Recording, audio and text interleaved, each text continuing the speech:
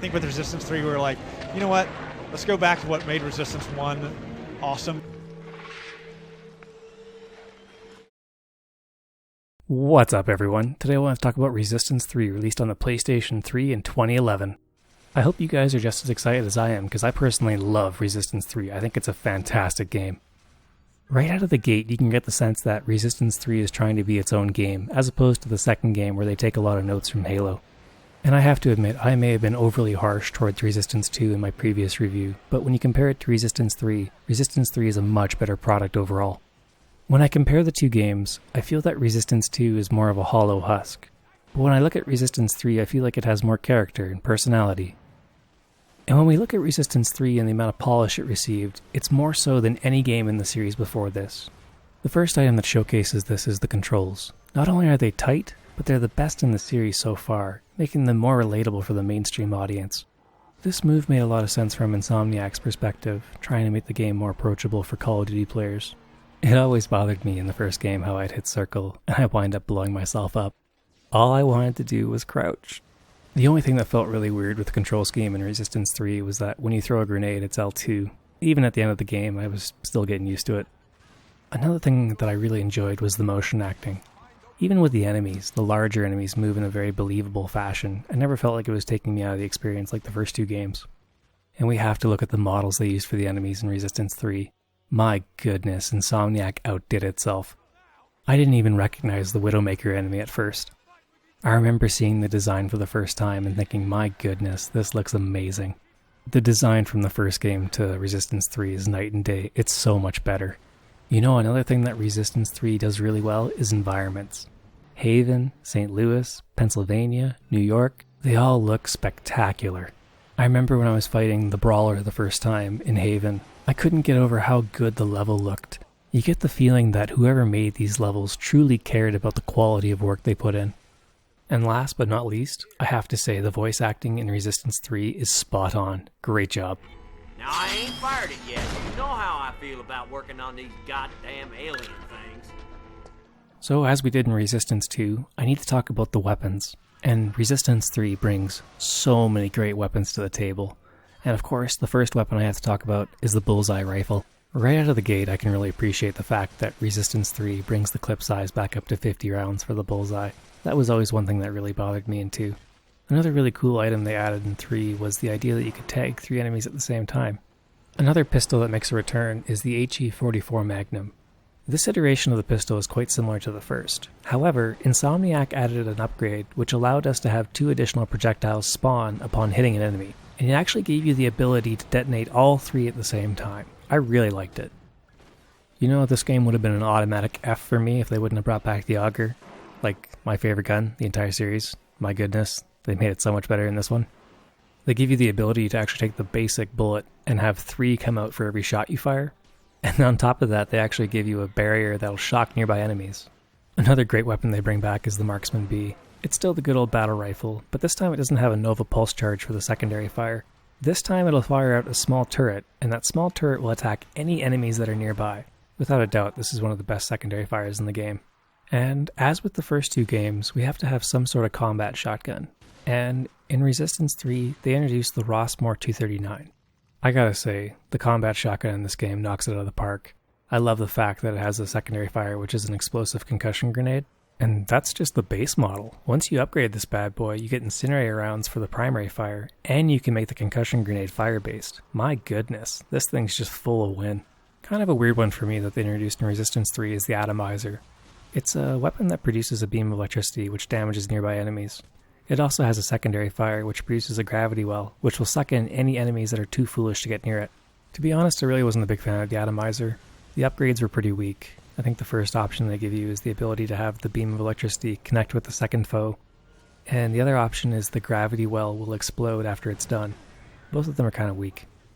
Another new weapon that we're introduced to is the Deadeye. This is a Chimeran-based sniper rifle.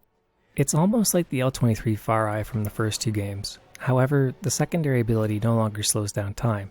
In this case, the secondary fire is a powerful shot that'll penetrate through surfaces to kill the enemies on the other side. The removal of the slow-mo ability for the sniper rifle in Resistance 3 was a clear example where the developers were trying to cater to the multiplayer audience.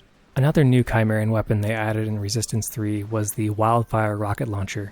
This was designed to replace the L210 Lark. From a functional point of view, the weapon is nearly identical. The primary fire is still a single rocket that does a high amount of damage, and the secondary fire is a rocket storm that fires out and homes in on enemies. And of course, it wouldn't be Resistance without the carbine. And you know, if it ain't broke, don't fix it. Except for one thing. They modified the grenade launcher to have 3 projectiles rather than 1. I'm gonna count that as a win. No. A surprise, to be sure, but a welcome one. Another new weapon that's introduced is the cryogun. The cryogun fires out a stream of coolant used to freeze enemies in place. Once frozen, you can melee them and they'll shatter. Due to the limited range of the cryogun, I was not a big fan of it. And lastly, for weird weapons, we have the mutator. This weapon's quite unique in the fact that it uses DNA from the leech to fire material at enemies that rapidly changes them into a landmine. The secondary fire of this weapon is extremely useful in the fact that it can infect multiple enemies with a single gas canister. Either way, this weapon can be quite gross. And the final weapon we're given is a sledgehammer. It's so good at melee. They made it way too powerful, but I love it. Resistance 3 also gives you 4 types of grenades. The first is an EMP grenade, which is extremely useful against mechanized foes. The second type is a shrapnel bomb, which is quite effective against infantry. The third type of grenade they give you is the hedgehog, which unfortunately in this game, it's more of a landmine style, so you can't just throw it out in front of you and die from it. Yep. And the last type of grenade they give you is the Molotov, which is extremely useful against Grims and Leeches. Despite the shortcomings of some weapons in the game, I have to say, overall, the quality of the weapons they give is quite high. I think we've talked enough about the weapons, but really, we need to focus a little more on the enemies of Resistance 3. The first enemy that I want to look at is the Chimera Hybrid. This enemy is the staple of the series, and it's quite obvious why. It's iconic. I love the design in this game though. Out of all 3 games, this design is easily the sharpest. One enemy that I should have mentioned in my Resistance 2 review is the Ravager. The Chimeran Ravagers are a little bit bigger than the typical hybrid. They also carry heavier weaponry as well as shields. One thing that I have to give props to in Resistance 3 is that the design is a lot more intimidating this go around. You know, it wouldn't be Resistance if it wasn't for the Stalkers. During the Haven boss fight, we encounter our first Stalker. They've done a really good job on the model in this game, as well as the fact that it's fully encompassed by a shield. By using EMP grenades, we're able to disable the shield and damage the Stalker. I have to say, they're way more fun to fight in this game. A new enemy for Resistance 3 is the Brawler. Brawlers are essentially a large, heavily muscle-clad chimera that chase you around, and you're forced to shoot the armor off of them until they overheat and explode. You probably encounter these guys 4 or 5 times throughout the campaign, and I have to say, every time you encounter them, the fights are a lot of fun. And the drones make a return. I already told you guys how much I hate the drones in my Resistance 2 review. However, in Resistance 3, they did make some improvements. They have a little more health, they don't move around as much, and they're a little better to fight, but I still hate them. The Goliath tank also makes a return in Resistance 3. The enemy is relatively the same as the second game. They're still massive, they're still used as a showpiece. Other than that, they're not much more. A new enemy that I really liked in Resistance 3 was the Longlegs enemy. They're very reminiscent of the Reapers from Resistance Fall of Man. However, they have a little more movement. It seems like you fight these guys in a lot of outdoor areas, which makes them quite fun. Another returning enemy from Resistance 2 is the Grims. And I gotta say, the Grims in Resistance 3 have the best design out of the entire series. When they walk, they act like they have weight. When they swipe at you, they look real. The sounds they make, chilling. I honestly couldn't say what they could do better with the Grims. This is the best version of them. You know, another enemy that I missed in my Resistance 2 review was the Leech. Leeches are just like Grims, but when they get too close to you, they'll actually explode. The Leeches in Resistance 2 would scream as they get closer. However, it didn't sound real. In Resistance 3, it's scary. Really, the only big grievance I have with the enemy design in Resistance 3 is the Leapers. They got fat. You know, when it comes to the Resistance series overall, I fear that all you do is fight Chimera. And then you get to meet the Wardens in Resistance 3, and you actually get to fight human enemies. I love that variety. Thank God they included this. Not only does this help give the world an apocalyptic feel, but near the end of the level you actually get to have a 3-sided war between the prisoners, yourself, and the Chimera. It was so awesome. Go. And you know it wouldn't be Resistance without the Steelheads. I'm so glad they brought them back, and I'm so glad they did a redesign. They look really sharp in this one. One of the unique bosses that we run into in Resistance 3 is Satan. And Satan is a large chimera that lives underground, underneath Mount Pleasant. Overall, he's more of a scripted event. There's not really much to his fight. You have to grab these acetylene tanks and throw them into his mouth and blow them up. Maybe it was just me, but when I looked at Satan, I couldn't help but think of the movie Tremors, just because he has these tendrils that come out of his face. And the last enemy that we gotta talk about in Resistance 3 is in the St. Louis area, the Widowmaker. When we go back and we look at Resistance Fall of Man, the design is not up to par, but what they bring forward in this game, it's incredible. It looks like something out of a monster movie. I personally love this design. I think when Insomniac made Resistance 3, they knew the Widowmaker had to be amazing. Not only is it a boss, but it also acts as a major set piece. When you're running through St. Louis and you see the Widowmaker fighting the Longlegs, it's amazing. And then there's the train sequence with the herd of Widowmakers. I still can't believe how cool that was. But I think we've analyzed the enemies enough in Resistance 3. We should look at the plot. Please be aware there are spoilers ahead. At the end of Resistance 2, we see that Joseph Capelli is forced to kill Nathan Hale after he succumbs to the Chimera virus. After a short period of time, we learn that Dr. Malakov is able to make a vaccine for the Chimeran virus using Nathan Hale's blood. With this, a cure is found for the Chimeran virus. However, only 10% of the world's population remains. Joseph Capelli was then dishonorably discharged from SERPA. We then have 4 years pass from the events of Resistance 2. We cut to the town of Haven, Oklahoma. We see that Joe is now married to Susan, and they have a son named Jack. We find that the town has been living underground for the last 2 years. As the story commences, we find that a Chimeran patrol is passing through the town, and the citizens are trying to lay low. However, despite their best efforts, they are discovered, and they're forced to fight the patrol. Luckily, they emerge victorious. However, after these events come to a close, one of the lookouts, Tommy Dean, doesn't report back. Joe is forced to go look for him.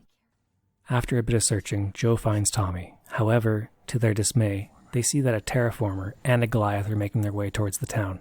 Joe and Tommy then fight their way back into town, where they order a full-blown evacuation. To Joe's surprise, a visitor has made their way to the town. Joe then goes to meet them. It turns out to be Dr. Malakov. Joe erupts. He realizes the whole reason that the terraformer and Goliath are making their way towards the town is because they were following Dr. Malakov. However, Dr. Malakov has his reasoning for looking for Joseph. He explains to Joe and Susan that the end of the world is at hand. Due to the events at the end of Resistance 2, a bomb was detonated, acting as a catalyst which opened a wormhole in New York City. This wormhole acted as a connection between the Chimeran homeworld and Earth, and if it continued to be left unchecked, the world would cool to a point where humanity would no longer be able to survive. Joseph's initial reaction is denial. However, Susan seems to believe Dr. Malakov. After the town is evacuated, Susan requests that Joe go with Dr. Malakov and try and bring an end to this madness. For the sake of his family, Joseph agrees. Joseph and Dr. Malakov then make their way down the Mississippi River. As they travel, they encounter Goliaths, Grims, and Longlegs. Unfortunately for them, their boat is eventually destroyed. We then discover that our heroes wash ashore in St. Louis. Due to the injuries Dr. Malakov suffers during the destruction of the boat, they find a safe place for him to hide, while Joseph makes his way through the city. Joseph then meets up with the Remnants, a group of people who have a VTOL transport. Joseph and Charlie, the leader of the Remnants, then strike a deal. So long as Joe helps them find a power core for the VTOL, they'll assist him by flying him towards New York City. And thus, a plan is hatched. They take down a Chimeran dropship and find a power core. However, things don't quite go to plan when they're getting the power core towards the VTOL. They lose it and they have to kill a Widowmaker, and I have to say this is one of my favorite boss fights in the game.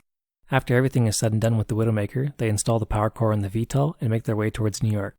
However, like most things in life, it doesn't go to plan, and the Chimerans try and shoot them down above Pennsylvania. Joe is dropped off from the transport, and he has to make his way towards the town.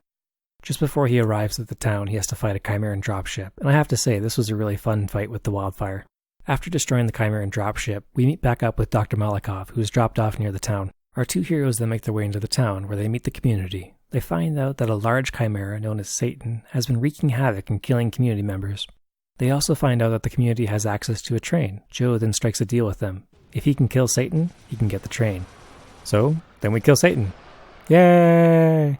Our two heroes then depart the town using the locomotive. We then have some wonderful exposition between the two characters, reflecting on the events that happened between Resistance 2 and Resistance 3. However, one thing I really enjoyed was how they discussed things that have made them feel guilty. I love how Malakov talks about how he feels guilty about the Cleven, Daedalus, and Nathan Hale. Capelli even agrees, and admits that he feels guilty for killing Nathan Hale. As they make their way across the countryside, they suddenly come under attack. A group of former prisoners happens upon them and begins to attack the train. Kabee! This leads to an intense battle where Capelli is forced to fight off the wardens, and at the same time they wander into a herd of Widowmakers. This is easily the best sequence in the entire game, and I have to say, the first time I played it, I was blown away. Despite Joe's best efforts to save the train, it is then knocked over by 3 Widowmakers. After the smoke clears, we see that Joe has been pinned by an axle from the train. Dr. Malakoff then rushes over to save Joseph. Unbeknownst to him, Nick, the leader of the Wardens, is behind him. We then witness one of the saddest scenes in Resistance.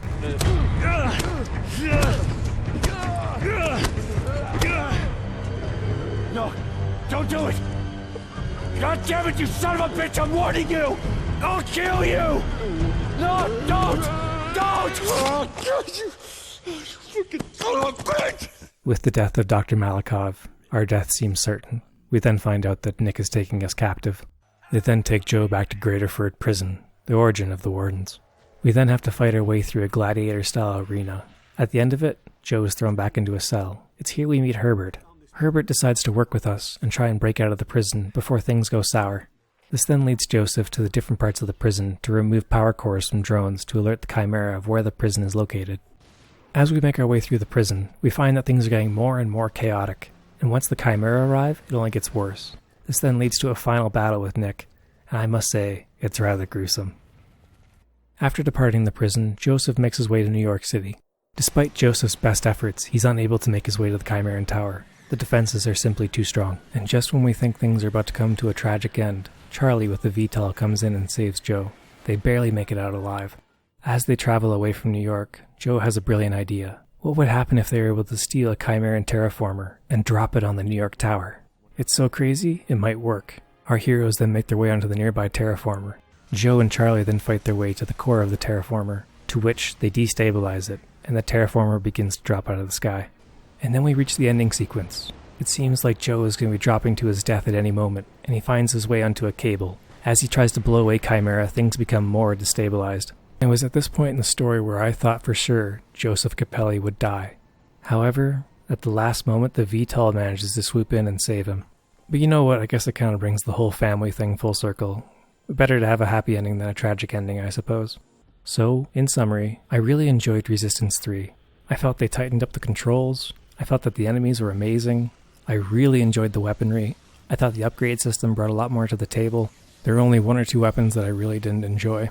I actually felt really sad from the death of Dr. Malakov, which was impressive. It was really well done. I found that the length of the game overall was roughly 8 hours, which I thought was perfect. So, as most of you can tell, I really enjoyed the game. I would give it an A. Thank you for watching, everyone. I really appreciate you all watching till the end of the video. And lastly, but most importantly, I hope you all have a great day. Bullshit, I did not hit her. I did not.